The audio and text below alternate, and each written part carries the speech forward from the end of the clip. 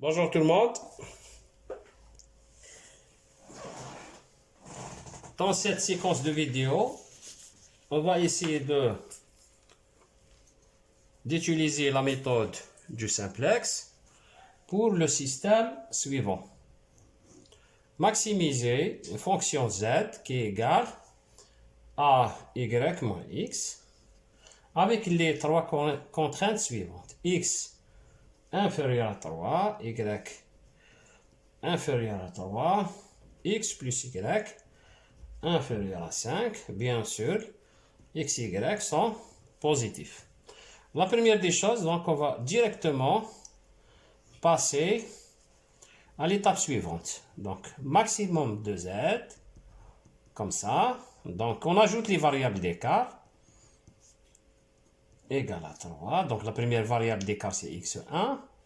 Alors, vous, y plus x2 égale à 3. Et la troisième contrainte, x plus y plus x3 égale à 5. Avec tous les x et x, y sont positifs. Donc, je vais éclairer un petit peu les variables d'écart. Donc, x1, x2, x3. Donc, à remarquer que on a une solution de base qui est réalisable ici. Si vous prenez x égale à y égale à 0, les variables hors base, alors vous avez x1 c'est 3, vous avez x2 c'est 3, vous avez x3 c'est égal à 5. Voilà. Donc, on a bien une solution de base réalisable. Donc, on va commencer directement à remplir le tableau du simplex suivant. Donc, on met toutes les variables sur l'entête du tableau, comme ça. Donc, x, y, x1, x2, x3. Et le second membre, B. Ici, on met juste la base. Donc, x1, x2, x3. Et là, la fonction économique z. Donc, vous avez ici 1, 0, il n'y a pas. Ici, c'est 1, 0, 0. Second membre, là, c'est 3. Pour le y, c'est 1. Le x2, c'est 1. Second membre, c'est 3, celui-là. Et les autres, c'est des 0. Pour le dernier, vous avez le x, c'est 1. Le y, c'est 1. x3, c'est 1. Le second membre, 5. Et les autres, 0. Pour la fonction économique, y égale à 1. Le x, moins 1. Et les autres, c'est 0. Voilà. Donc, la première des choses, on va chercher sur la ligne de z la plus grande constante positive. Donc, la voici. Les autres, c'est 0, moins 1. Donc, ça, c'est la colonne du pivot. Maintenant, qu'est-ce qu'on va faire?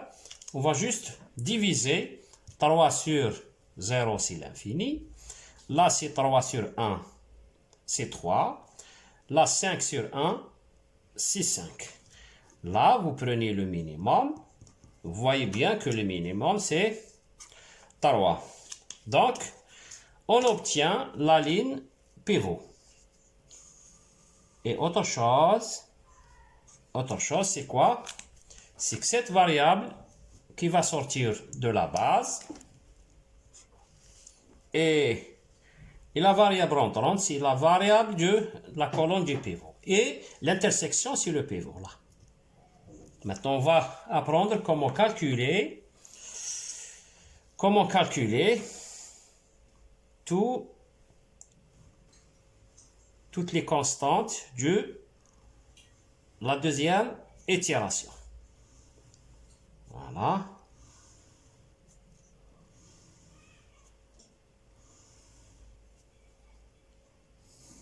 Donc, on reprend le x ici. Là, c'est y. Là, c'est x1. Là, c'est x2. Là, x3. Là, c'est b. Et ici, x1, on ne touche pas x1. Le x2, on va le remplacer par y.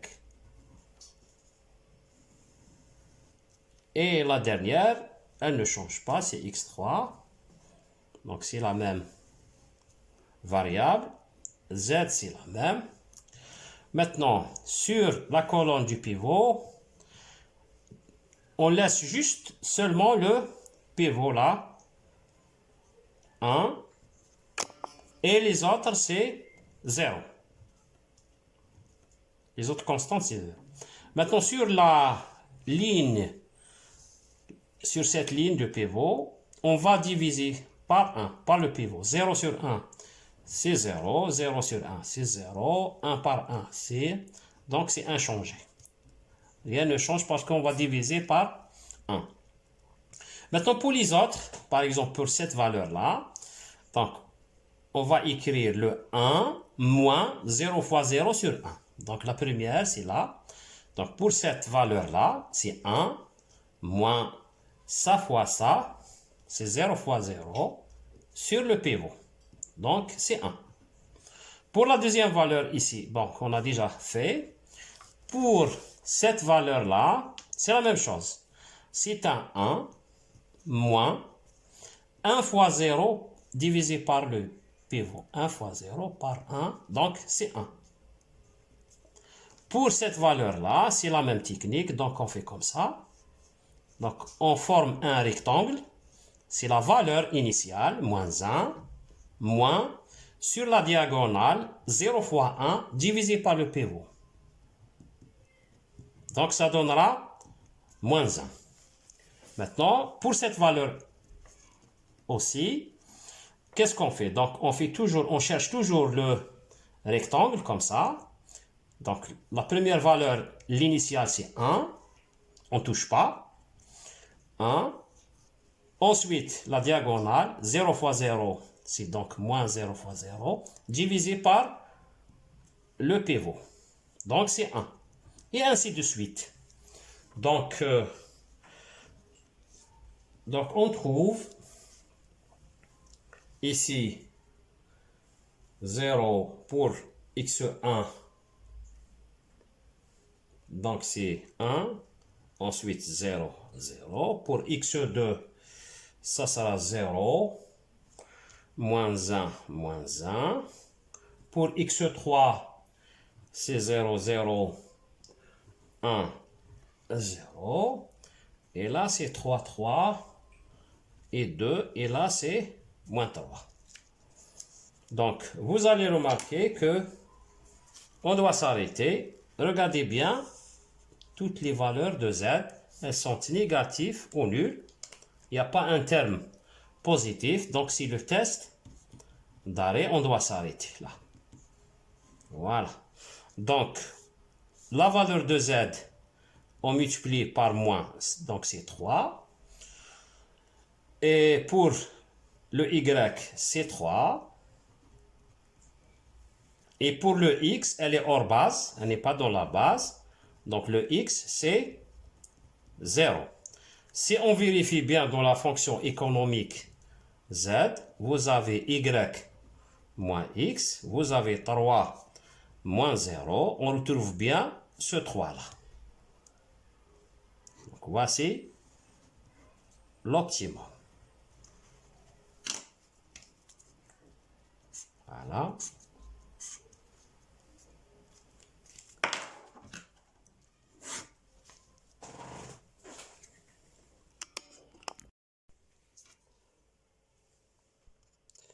Bonjour tout le monde.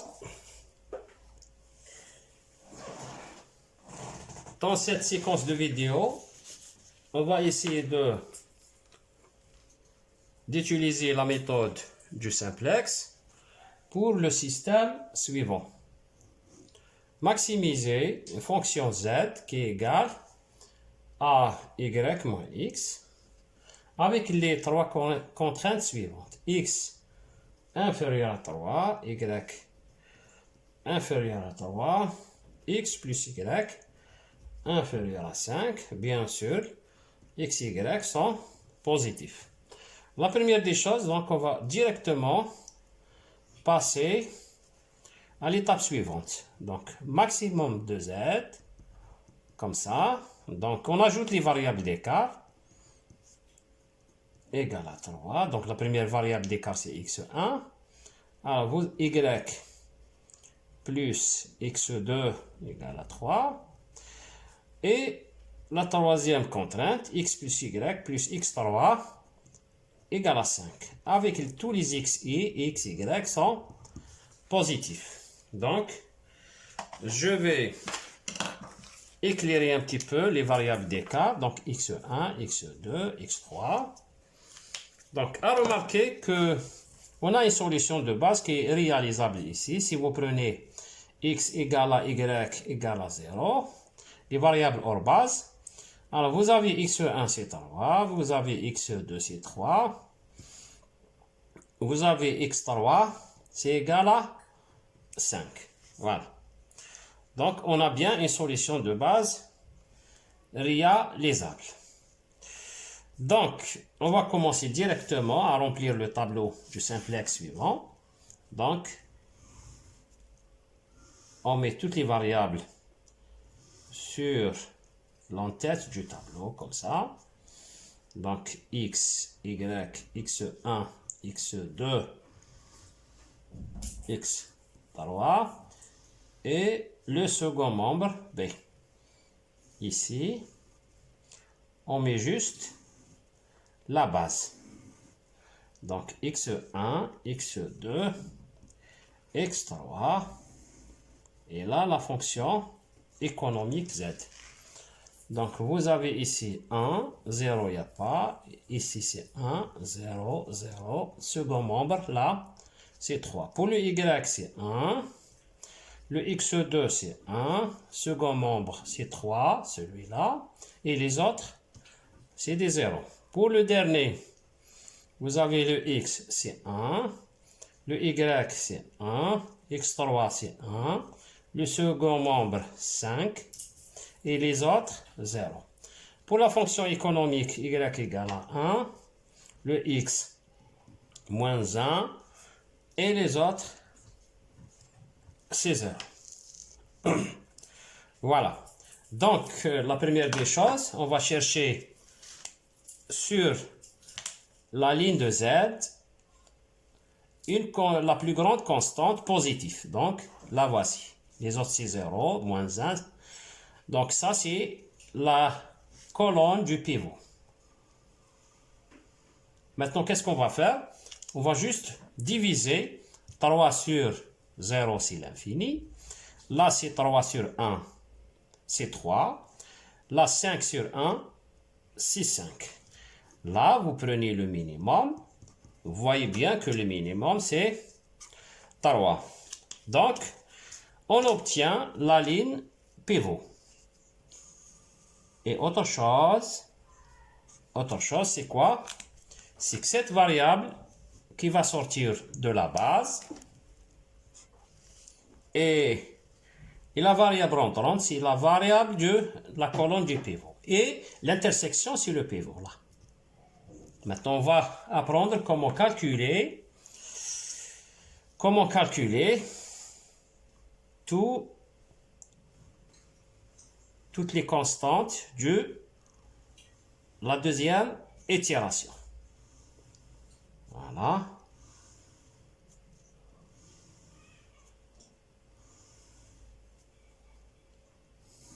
Donc, on reprend le x ici. Là, c'est y.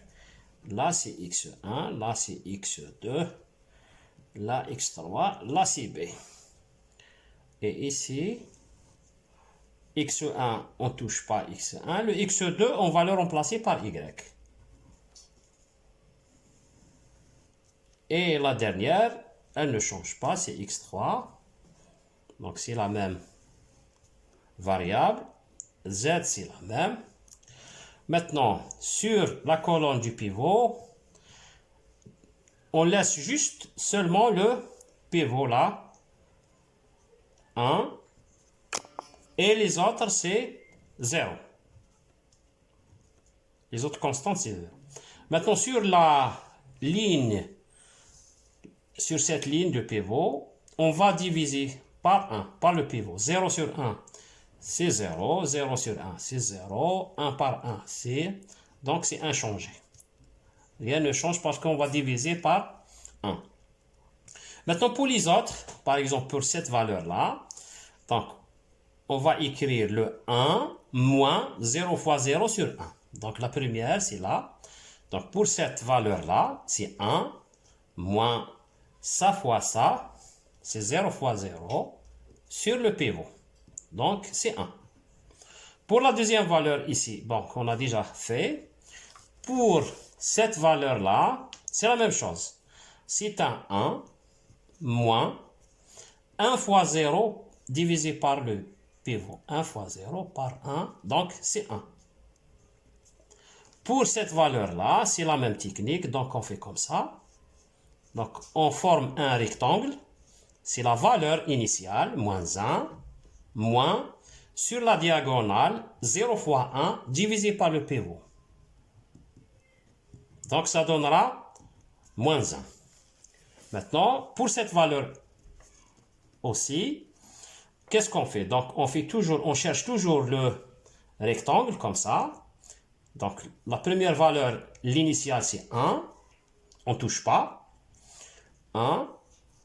Ensuite, la diagonale, 0 fois 0, c'est donc moins 0 fois 0, divisé par le pivot. Donc, c'est 1. Et ainsi de suite. Donc, on trouve ici 0 pour x1. Donc, c'est 1. Ensuite, 0, 0. Pour x2, ça sera 0. Moins 1, moins 1.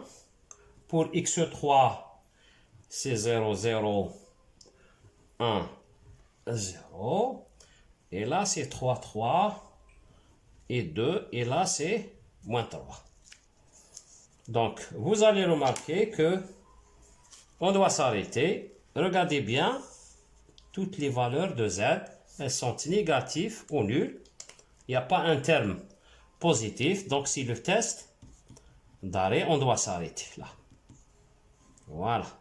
Donc, la valeur de z, on multiplie par moins, donc c'est 3.